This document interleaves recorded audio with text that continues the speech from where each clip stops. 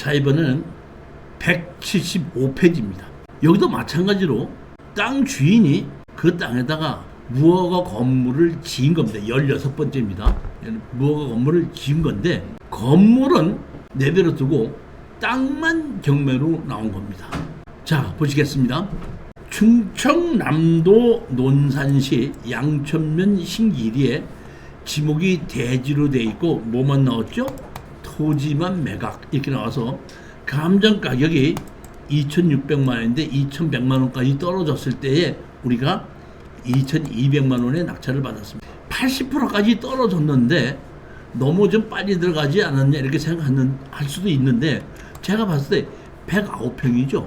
109평을 우리가 100평으로 잡는다 그러면은 논산시에서 양천면에 시골이긴 하지만은 마을이 돼 있는 곳에 도로가 접해져 있고 마을이 있는 곳에 대지인 경우에는 아무리 감정가가 안 가도 거래 가격이 35만원에서 40만 원은 가는 거 정도는 기본으로 알고 있는데 여기 보시면 109평에 2,600만 원이라는 얘기는 평당 가격을 25만 원 정도로 감정을 했다는 얘기이기 때문에 제가 보기에는 감정을 너무 낮게 했기 때문에 이 정도에는 입찰이 들어가도 되겠다 싶어가지고 2,200에 입찰에 들어가서 낙찰을 받은 겁니다. 낙찰을 받은 건데 마찬가지로 여기 보면 강제 경매로 6,770만 원인데 건물 주인과 땅 주인이 같은데 건물은 등기부등본이 없다 보니까 강제 경매로 시행을 할 수가 없고 땅만 가지고 강제 경매로 시행을 한 겁니다. 시행을 해서 건물은 매각처이고 땅만 경매로 나오게끔 됩니다. 그러니까 건물이 등기부등본이 없다 보니까 이 강제 경매에서 6,700만 원에 강제 경매로 나온 거죠. 지적도상에 보면은 지적도상으로 보면 여기 가운데 이렇게 도로가 있는데 현황은 오른쪽 옆으로 이렇게 나왔는데 여기 보시게끔 되면 이 땅 주인이 이렇게 해서 쓰고 있고 여기 도로만큼만을 이 옆으로 도로를 내서 여기 138-2 주인이 이만큼을 같이 사용을 하고 있더라고요. 그러니까 서로 이 가운데 있는 땅하고 여기를 맞바꿔 가지고 사용하고 있는 거죠. 보면 자 지적도상으로 여기 이렇게 돼 있는데 요만큼을 도로를 쓰는데 이만큼을 도로를 내주고 이쪽으로 같이 쓰고 있는 겁니다. 제가 여기서 이렇게 보고 이거는 틀림없이 건물 주인과 협상이 될 거다 이렇게 생각을 했는데 여기 보면 이렇게 제가 여기 왔는데 제가 여기 현장 답사를 갔을 때 이 옷을 빨래가 널어 있는 걸 제가 자세히 봤거든요. 제가 현장 답사 갈 때도 빨래가 있었거든요. 잘라서 옷을 가사히 봤더니 노인네들 옷이 아니라 젊은 애들 옷이 제 경험에 의하면은 중학교나 고등학교 다니는 자녀들이 있는 곳에서는 거기에 사시는 주인들이 이사를 가려고 하질 않아요. 그러니까 웬만하면 협상을 합니다.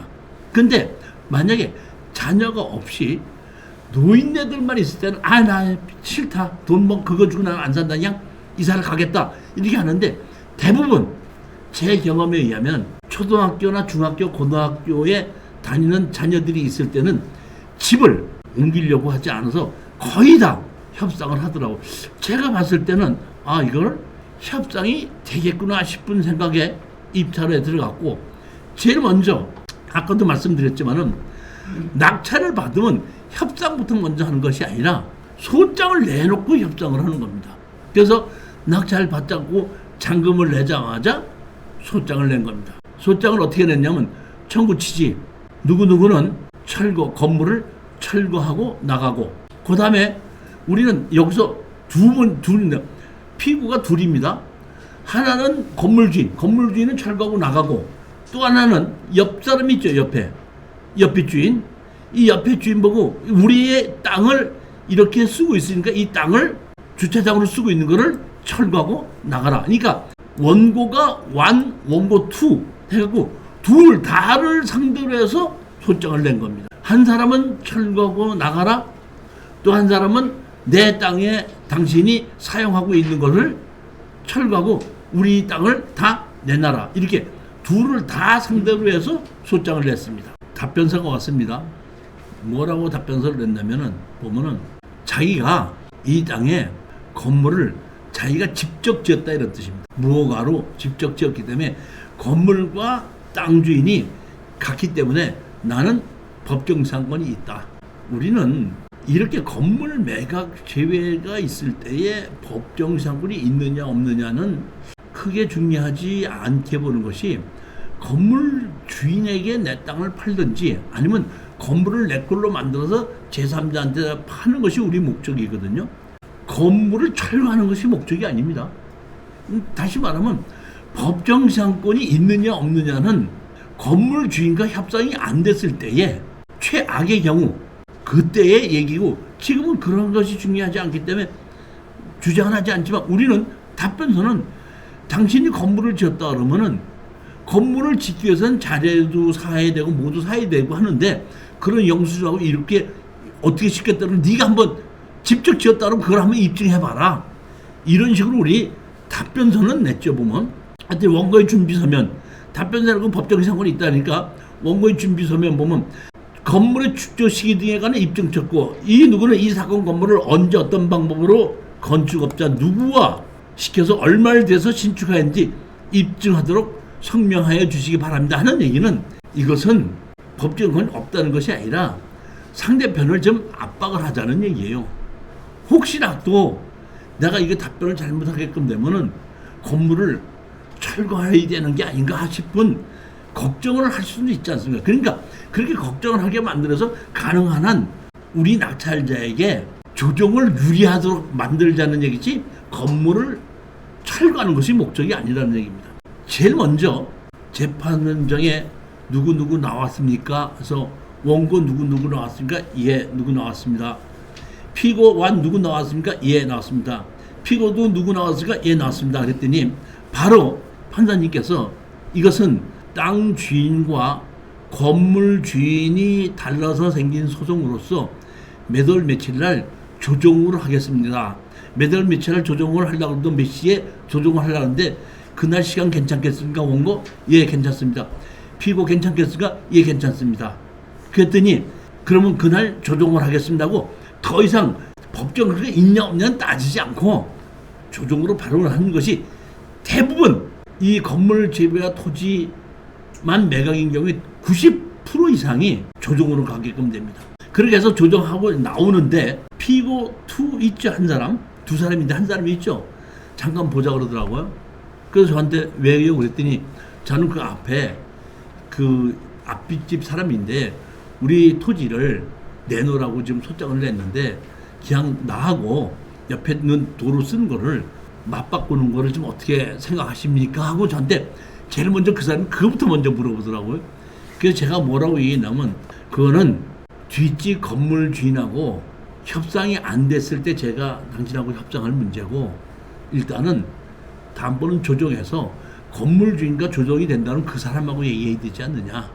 그러니까 이 조정 날짜를 기다린 다음에 그 사람하고 협상이 안 될 때는 내가 당신하고 협상을 하겠지만은 제일 먼저 건물 주인과 먼저 협상을 하려고 하니까 했으면 좋겠습니다. 그랬더니 알겠습니다. 그러면 조정하는 날 기다리겠습니다 했는데, 그때 그 사람이 또 그러고 나니까 바로 쫓아서 나오는 사람이 이제 건물 주인이죠.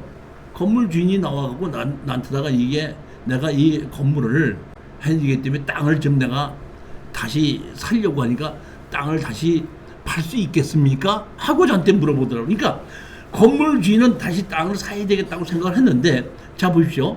건물 주인이 지금 강제경매로 얼마죠? 6,700만 원이죠.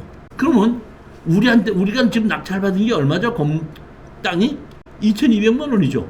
그러니까 우리가 4,000만 원에 3,500만 원에 그 매매대로 한다고 하더라도 이 땅 주인은, 건물 주인은 6,700만 원을 털어버리는 거죠. 3천 얼마에 털어버리는 거 아니에요.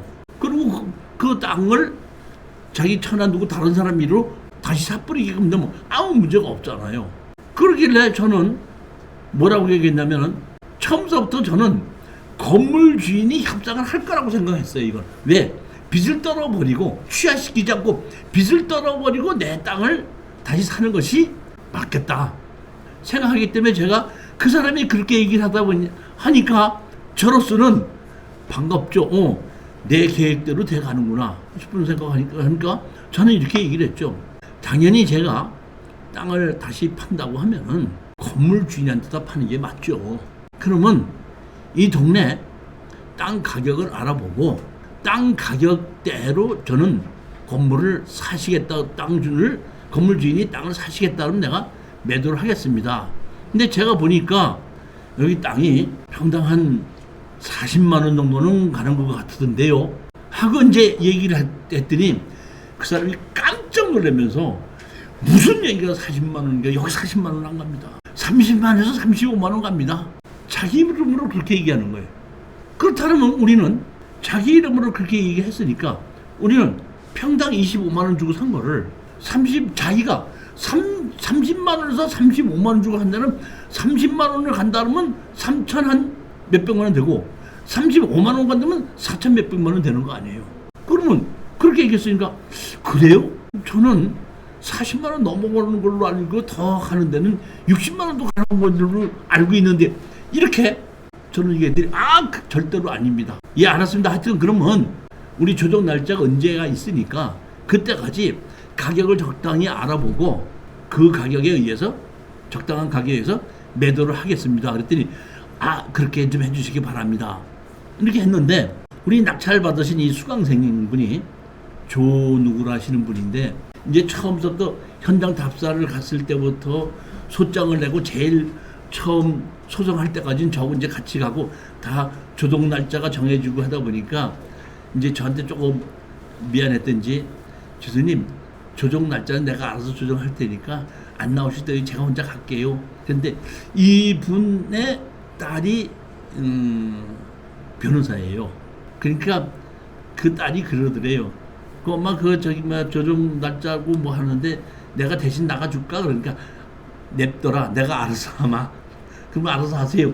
이렇게 해가지고 이제 조정을 한 겁니다. 보면 조정했죠. 조정해갖고 일마를 얼마에게 매도를 하게끔 한다. 그래갖고 이 건물 피고에게 청구를 포기한다. 해갖고 얼마에 매도를 하겠는데 제가 보기엔 상당히 조금 매도를 했더라고요. 그랬더니 저한테 하는 얘기가 교수님이 특수 경매를 이렇게 해서 추천을 했는데 제가 가서 봤더니 크게 돈도 없는 사람이고 내가 거기서 돈을 뭐 더 버는 것보다는 이렇게 소장 내는 거, 조정하는 거, 재판에 가는 거 이제 특수 경매를 하는 걸로 처음부터 끝까지 다 한번 해봤고 와서 돈이 없다고 너무너무 그 조정하는데 그냥 사정을 해서 제가 조금 받아서 좀 생각한 것보다 많이 좀 깎아줬습니다. 이렇게 얘기를 하고 이 가격에 매도를 하고 끝난 사건입니다.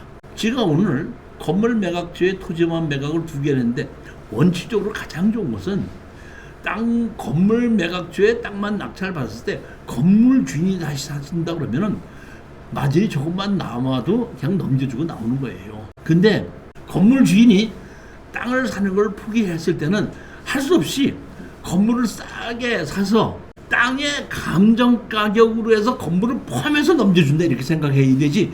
내가 저 건물을 몇백만 원 주고 샀기 때문에 내 땅에서 건물을 내가 산 것만큼을 더 얹혀서 팔겠다 생각하시면 안 되는 겁니다. 따라서 여러분들은 항상 특수경매에서 건물은 매각지에 땅만 경매가 나왔을 때도 건물을 내 걸로 만든다고 하더라도 땅 가격은 경매의 감정 가격 이상으로는 팔지 못한다는 것을 생각하시고 거기에 맞춰서 입찰 가격에 들어가야 되고 건물을 내 걸로 만들어서 판다고 할 때도 땅의 감정 가격에다가 건물은 그냥 끼워서 줄 것이지 별도로 돈을 받을 수 있다는 생각은 하지 않는 것이 맞습니다. 지금 지원하는데 2,900만 원입니까? 아니에요. 저 위에 아니 보면 3천 얼마까지 받은 거예요. 보면 이자 같은데 앞에 2,900만 원, 2,900만 얼마로 했는지 그거는 그분이 알아서 하는 거기 때문에 우리는 그냥 2,900만 원 하면 이쪽에 그 취득세하고 뭐 이런 거 다 제하면 어떤 정도 되겠네. 여기에 이 낙찰 받으신 분은 그 말했듯이 돈을 벌려고 한 것이 아니라 처음부터 끝까지 다 한번 해본 거예요. 그러니까 자기 소장을 낼 때도 보게끔 되면 자기 딸이 변호사인데 내가 해줄게. 아니, 법무사한테 맡겨. 그러니까 법무사한테 그대로 맡겨. 법무사님 다 해주고, 그 재판장 나갈 때도 엄마 내가 대신 아니 내가 알아서 나갈게. 나가고, 조정도 할 때도 나보고 교수님 계세요. 제가 알아가서 하겠습니다. 그러면서 다 끝나고 났더니 처음부터 끝까지를 정확하게 한번 다 배워봤습니다. 이제는 정확하게 이해를 하겠습니다. 했던 사건이 이 사건이에요. 가장 중요한 것은 또 한번 말이 샜는데, 중요한 것은 처음부터 건물 매각주에 땅만 살 때는 건물 주인에게 파는 게 원칙인데, 건물 주인에게다 팔 때는 땅 감정 가격에서 좀 낮춰서 판다고 생각하는 것이 원칙이고, 건물 주인이 내 땅을 사지 않는다 그러면 건물을 몇백이라도 주고 내가 사서 땅과 건물을 포함해서 제3자한테 팔아야 되는데, 그때는 건물이 아무리 좋아도 건물값은 받지 않고 땅 가격만 받는다 이렇게 생각하는 것이 거의 맞습니다. 물론 우리 이제 손 사장님도 중개사니까 많이 아시겠지만은 시골에 가서 땅을 사고 건물을 살 만한 건물이 있을 때는 땅값을 얼마나 적당한 가격에 쳐서 사기도 하는데, 그렇지 않고 시내 중심가에 있는 땅 가격이 워낙에 비싸고 있는 그런 곳에서는 내가 땅을 팔아달라고 중개사한테 얘기하면은 중개사님이 거기 땅이 거기 1종 일반 주거지 2종 일반 주거지이네요. 땅이 몇 평이에요? 64평인데 64평이 평당 500만 원씩 치금 되면 64평이죠. 얼마나 팔았습니다. 건물 새거로 잘 지어져 있는데 이렇게 얘기를 해도 아유 그런 곳에는 건물 가격은 안 쳐서 거래가 됩니다 하는 것이, 그렇지만 아주 시골에서 땅 가격이 낮은 곳에 건물이 있을 때는 건물 가격을 일부 치기는 합니다. 특히 제가 가서 봤던 건물 가격을 치는 곳이 제주도에서는 그 재료가 전부 다 배를 타고 들어가고 인건비가 비싸서 그런지 건물 가격을 정확하게 많이 쳐주더라고요. 근데 대부분 시내 중심가에서 1종 일반 주거지역, 2종 일반 주거지역 돼 있는 곳에 집값은 안 쳐주는 것이 거의 맞다고 생각하시고, 그런 것을 입찰에 들어가서 건물을 내 걸로 만든다고 하더라도 건물 가격은 포함은 안 된다. 그러니까 아까 조금 얘기했듯이 제기동권 낙찰받았던 거 있죠. 제기동권 다른 사람한테 판다고 하더라도 건물은 우리가 서류상으로는 1,몇백만 원에 팔았지만은 그거를 1,몇백만 원을 받고 파는 거 아니에요. 땅만 그냥 파는 겁니다. 그렇게 생각하는 것이 맞다고 보시면 됩니다. 경매에 있어서는 우리가 수익을 올리자고 하는 거기 때문에 사기 전에 얼마에 팔 수 있다는 생각을 가지고 거기에 맞춰서 입찰에 들어가야지, 팔 수 있는 걸 생각하지 않고 감정 가격에 의해서 건물이 감정이 얼마고 땅이 감정이 얼마인데 이걸 몇 프로까지 떨어졌다 이렇게 권리 분석을 하면은, 내가 경매로 나왔을 때는 정확하게 감정사가 건물에 대한 감정을 하지만은 내가 매도를 할 때는 건물 감정 가격을 치는 곳이냐 건물의 가격을 안 치는 곳이냐는 것을 명확하게 판단하고 거기에 맞춰서 입찰 가격이 들어가야지, 감정평가사가 감정한 것만 갖고 49%까지 떨어져서 55% 주고 사야지. 제일 위험한 것이 시골에 새로 집 짓는 것이 땅이 경매로 나왔을 때입니다. 건물까지 같이 경매로 나왔을 때도 마찬가지입니다. 보게끔 되면 토지 감정가격 2,300만 원, 건물 가격 7,500만 원 이렇게 나와 있어서 가격이 떨어진 것을 우리가 낙찰을 받았을 때는 제일 먼저 땅의 가격부터 먼저 평가하고 거기에 맞춰서 건물 가격이 얼마 정도로 치는 것이지, 경매에서처럼 건물의 감정 가격을 크게 치지는 않는다는 겁니다. 이게 명심하셔야 됩니다. 실수가 거기서 생깁니다.